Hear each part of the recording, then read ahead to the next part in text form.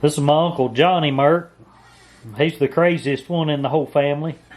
And he's going to tell us a bunch of tales. He wanted me to tell you one about the snake. When I was about 12 years old, kids didn't have guns back then.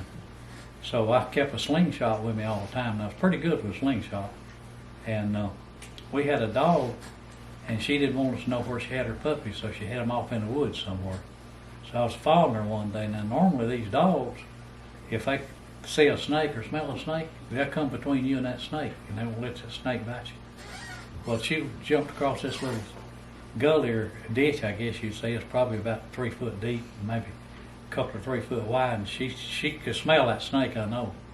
But she just jumped across it. She's trying to cut me off and find her puppies. And so just as I started to step across, I looked down, and that copperhead had coiled up and he's ready to bite. You know, they say the second person in line gets bit, the first one don't.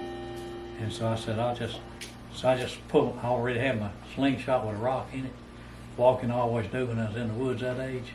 So I pulled the slingshot back, shot it in the head and killed it. And there was a guy named Herb McClure that lived in the community, and he just started taking taxidermy. So I called him and asked him what he charged. We didn't have no money, and I could work sometime and find just a little money. And I asked him what he charged. He said, I'll charge you $2. And I said, well, I don't have the money right now. He said, well, it'll take a while to do it anyhow. I got to skin it and tan it, all that stuff. So he kept the thing there at his house, and so I worked and saved up money, and finally he got it done, and he called me. He's got it on the board like it was crawling in the S shape, and I've still got it now. And I was here, that was 12 years old. When I was 79, about a year ago, I was over there at the grocery store, and a man, his wife and kid come up, and I was moving up here.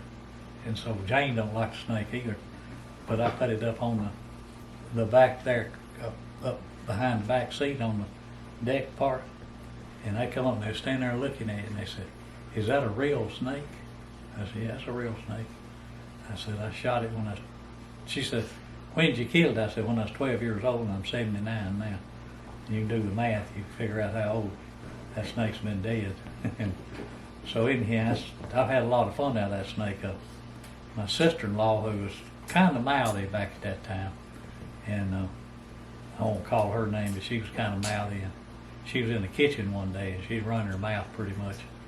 So I went and and the taxidermist put 2 wires down through this piece of plywood and bend it back, so it'd stay on it. So anytime I wanted to, I could just bend them wires and pull it off there.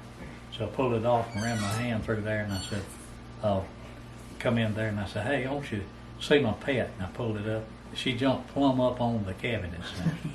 I mean, she was scared to death.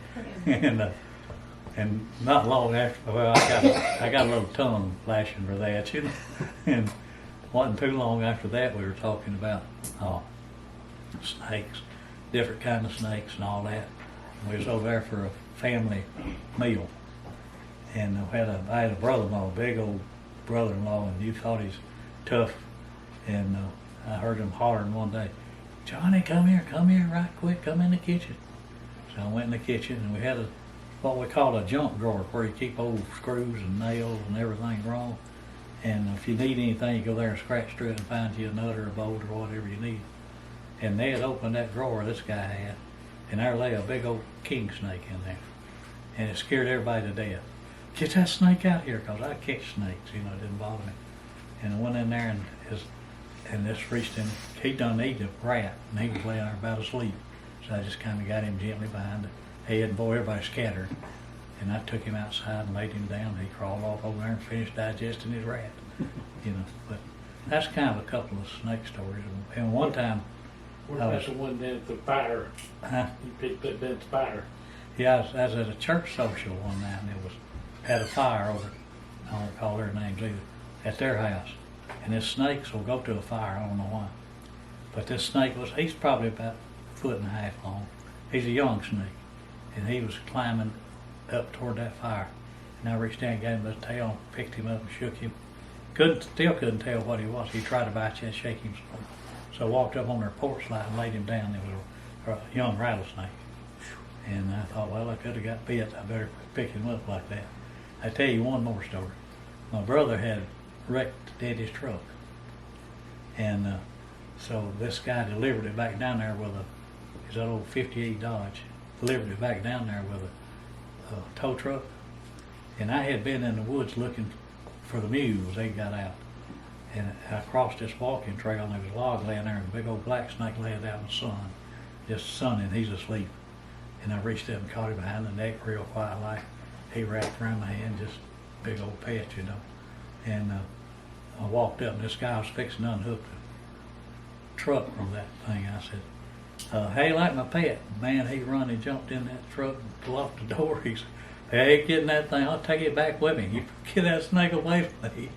So I finally had to leave and take my snake with me, or we weren't going to get that truck.